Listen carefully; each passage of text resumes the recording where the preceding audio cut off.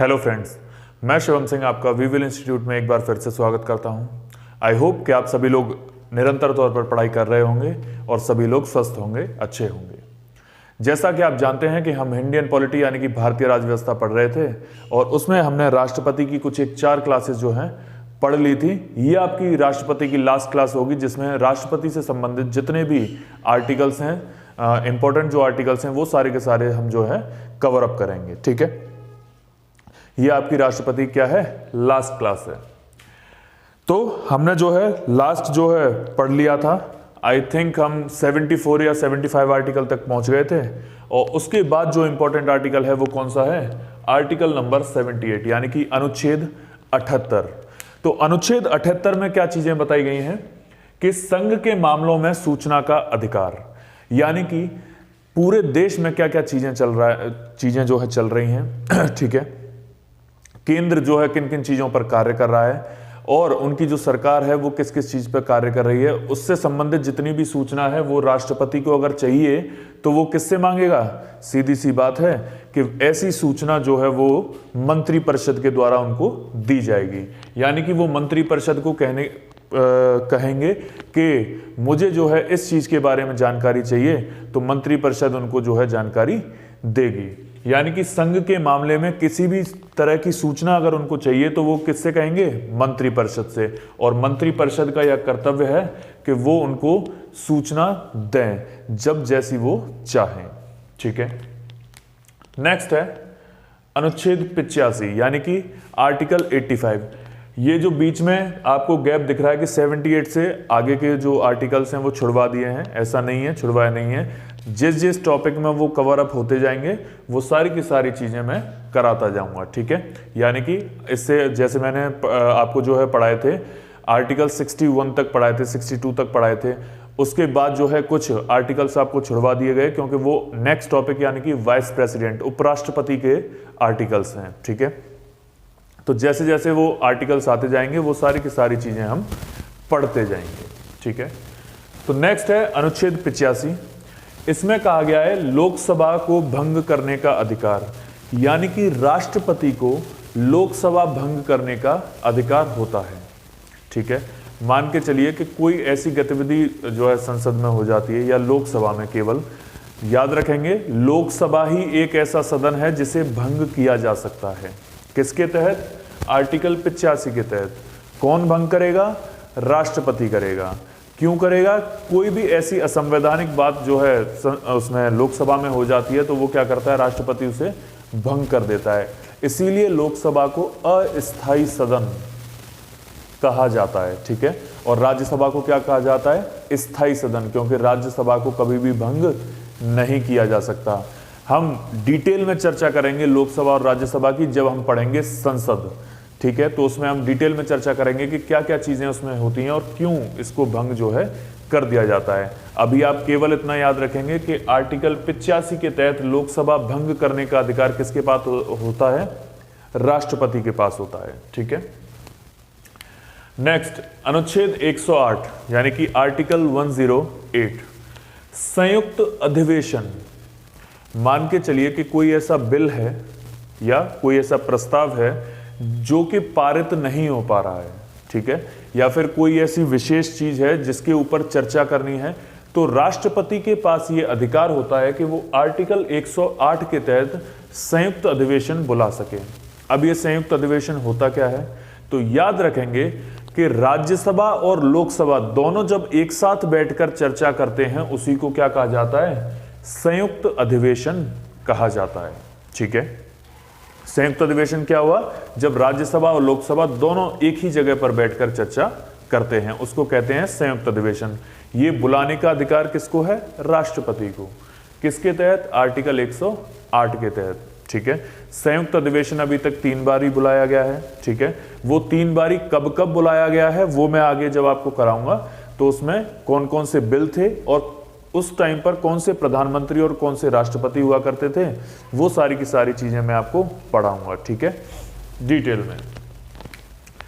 Next अनुच्छेद 111 यानी कि आर्टिकल 111 निलंबनकारी वीटो पावर। आर्टिकल 111 में क्या दिया हुआ है बच्चे, निलंबनकारी वीटो पावर दी हुई है।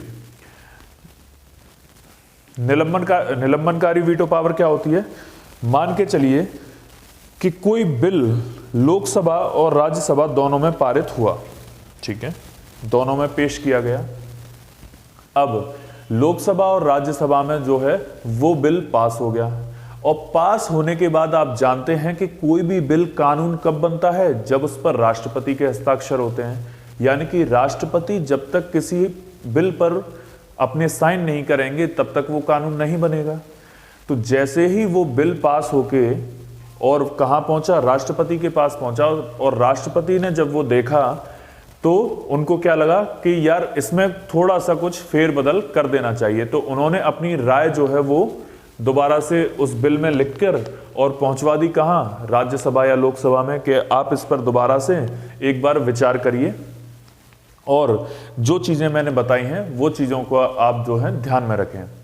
लेकिन राज्यसभा और लोकसभा दोनों ने क्या किया? उस बिल में बिना फेरबदल किए हुए दोबारा से वो बिल किसके पास पहुंचा दिया? राष्ट्रपति के पास पहुंचा दिया कि हमें इसमें किसी भी तरीके का फेरबदल नहीं करना है। तो दोबारा वो किसके पास पहुंच गया? राष्ट्रपति के पास पहुंच गया। तो ऐसी स्थिति में कि मुझे इस पर साइन करना पड़ेगा और ये जनता के हित में नहीं है, तो ऐसी स्थिति में राष्ट्रपति आर्टिकल 111 के तहत निलंबनकारी वीटो पावर का प्रयोग जो है करते हैं, और उस बिल को उठा करके अपने डस्टबिन में डाल देते हैं कि अभी ये पास नहीं होगा, अभी जब टाइम आएगा तो हम इसको करेंगे, या फिर इसको बिल्कुल ही निलंबित कर देंगे। ठीक है, इस बिल को पास नहीं किया जा सकता, मैं इसको साइन नहीं करूंगा। ये क्या होती है? निलंबनकारी वीटो पावर, जो कि आर्टिकल 111 के तहत राष्ट्रपति को दी जाती है। ठीक है भाई, राष्ट्रपति पूरे देश का अध्यक्ष होता है, हेड होता है, तो उसको कुछ तो ऐसी चीजें दी जाएंगी ना, तो उसको एक शक्ति क्या होती है? वीटो पावर, जिसे कहते हैं निलंबनकारी वीटो पावर, आर्टिकल 111 के तहत। आई होप आपको ये समझ में आ गया होगा। नेक्स्ट है आर्टिकल 123, यानी कि अध्यादेश। अब अध्यादेश क्या होता है?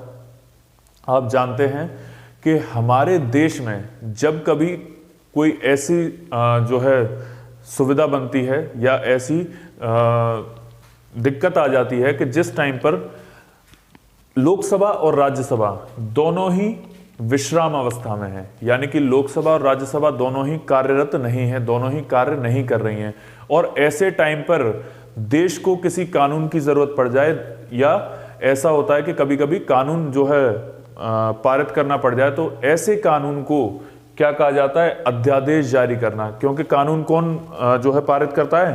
राष्ट्रपति पारित करता है।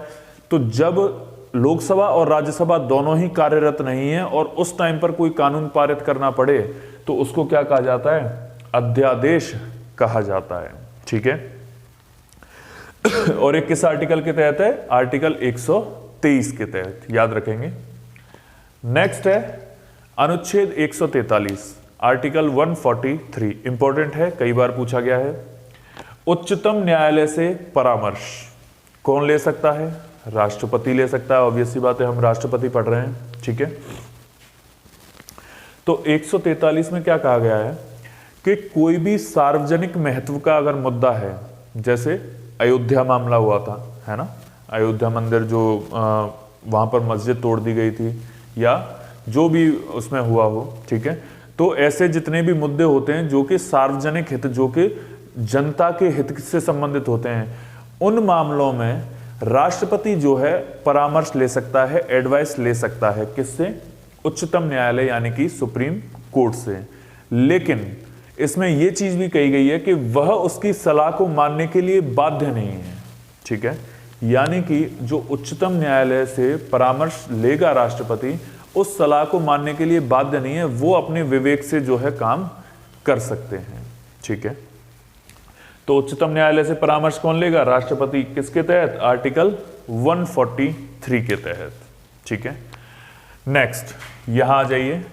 अब राष्ट्रपति की कुछ आपातकालीन शक्तियां होती हैं।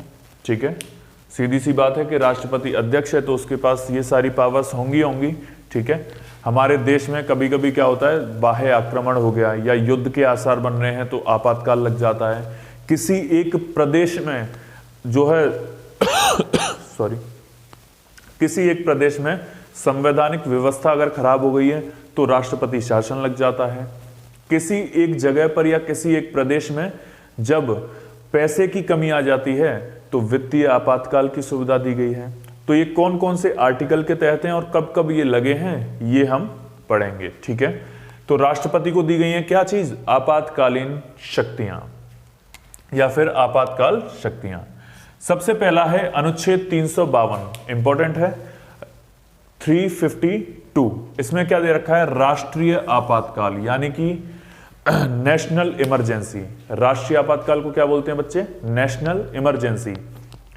इसमें क्या होता है कि मान के चलिए किसी दूसरे देश से युद्ध छिड़ गया है ना, या बाहरी तरफ से कोई आक्रमण हो गया, तो ऐसे में क्या कर देंगे, राष्ट्रपति जो है वो पूरे के पूरे देश में राष्ट्रीय आपातकाल यानी कि नेशनल इमरजेंसी घोषित कर देंगे, ठीक है। और ऐसा हमारे देश में 3 बार हो भी चुका है। कब कब, पहला 1962 यानी कि भारत और चीन का जब युद्ध हुआ था, यानी कि इंडो चाइना वॉर जब हुआ था, उस टाइम पर जो है 1962 में सबसे पहली नेशनल इमरजेंसी यानी कि राष्ट्रीय आपातकाल घोषित किया गया था। नेक्स्ट 1971 जब भारत और पाकिस्तान का युद्ध हुआ था तब नेशनल इमरजेंसी घोषित की गई थी। और तीसरी 1975 ये आंतरिक अशांति के कारण यानी कि हमारे भारत में ही अंदर कुछ विद्रोह जो है हो गया था, जिसके कारण 1975 में जो है आंतरिक अशांति के कारण नेशनल इमरजेंसी घोषित करनी पड़ी, ठीक है। इसके बाद में जो आपातकाल है इसमें एक और प्रश्न जो है पूछा जाता है कि अगर मान के चलिए कि नेशनल इमरजेंसी जो है आज के टाइम पे लगा दी जाए तो वो कितने दिन तक लागू रहेगी, ठीक है। तो याद रखेंगे कि जो नेशनल इमरजेंसी है वो एक बार लगने पे लगभग 6 माह के लिए लागू रहती है, ठीक है। नेशनल इमरजेंसी कितने दिन के लिए लागू रहती है, 6 माह के लिए लागू रहती है, ठीक है। नेक्स्ट अनुच्छेद 356 यानी कि आर्टिकल 356, आप जानते हैं कि इसमें क्या लगाया जाता है, राष्ट्रपति शासन। देखो तीनों चीज अलग हैं, ये है राष्ट्रीय आपातकाल नेशनल इमरजेंसी पूरे देश में लगाई जाती है, ये है राष्ट्रपति शासन जो 356 के तहत लगता है, इसे बोलते हैं प्रेसिडेंट्स रूल, ठीक है। यानी कि किसी एक स्टेट का जो राज्यपाल है उसको यह ज्ञात हो जाए कि हमारे हमारे जो स्टेट है, हमारा जो राज्य है, उसका जो शासन व्यवस्था है वो संविधान के हिसाब से नहीं चल रही है, तो राज्यपाल जो है यह चीज बताते हैं किसको, प्रेसिडेंट को यानी कि राष्ट्रपति को, और राष्ट्रपति उस राज्य में जो है राष्ट्रपति शासन लगा देता है, यानी कि वहां की जो सरकार है, राज्य की जो सरकार है, उसको निलंबित करके वहां का पूरा शासन अपने हाथ में ले लेता है। इसे कहा जाता है राष्ट्रपति शासन, यानी कि राष्ट्रपति के द्वारा होने वाला शासन ही क्या कहलाता है, राष्ट्रपति शासन कहलाता है, ठीक है। यानी कि किसी भी राज्य की जो पावर है वो अपने हाथ में ले लेना प्रेसिडेंट्स रूल कहलाता है, ठीक है। और वो किसके अंतर्गत लगता है, आर्टिकल 356 के अंतर्गत। नेक्स्ट, और याद रखेंगे कि ये जो राष्ट्रपति शासन है ये हमारे देश में कई बार लग चुका है, ठीक है। तो ये पूछा नहीं जाता कि कितनी बार लगा है, कितनी बार नहीं लगा है, तो ये कई बार लग चुका है। लेकिन इससे जरूर प्रश्न आता है कि राष्ट्रीय आपातकाल कितनी बार लगा है, तो 3 बार लगा है, 1962 में, 71 में और 75 में। ये भी पूछ लिया जाता है कि उस टाइम पे हुआ क्या था, तो पहले में भारत चाइना वॉर, दूसरे में भारत पाकिस्तान वॉर यानी कि भारत पाकिस्तान युद्ध, और तीसरा आंतरिक अशांति के कारण, ठीक है। नेक्स्ट है अनुच्छेद 360 यानी कि आर्टिकल 360, और ये है वित्तीय आपातकाल यानी कि फाइनेंशियल इमरजेंसी। इसे क्या कहा जाता है, फाइनेंशियल इमरजेंसी।